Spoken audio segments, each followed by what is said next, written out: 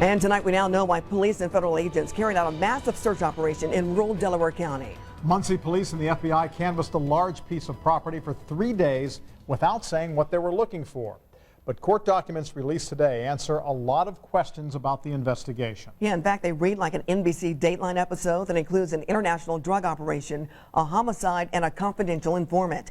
And all of it centers right here in central Indiana on a large swath of land right near Gaston. Eyewitness News reporter Kevin Rader has an update from Delaware County. Kevin. It does read like a crime novel where police are on the cusp of solving a dead man's murder, but only to have it slip away. The probable cause accuses the family of James Buddy Reynolds of conducting a criminal family enterprise out of this property on Wheeling Road north of Muncie. Police have been looking into those allegations for at least 15 years. Recently, there's been a confidential informant that's come forward with some very specific information as it relates to the individual, specifically James Buddy Reynolds, who is now deceased, and various family members of his. The probable cause shows that Reynolds actually died after coming back from Panama here in 2012.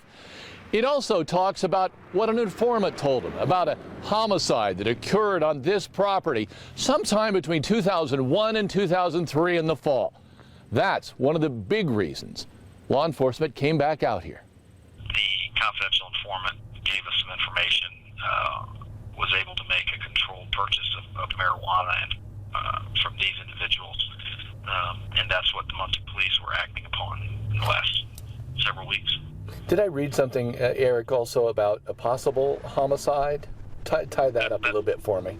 That's correct. The informant told the investigating officers about an instance about 12 years ago where somebody was murdered, got dead on the property of Mr. Reynolds, and he gave information as to where he thought the body could be located on that property. Investigators brought out the heavy equipment, cadaver dogs, and a large contingent of manpower to bear in hopes of confirming the deadly allegation, without success.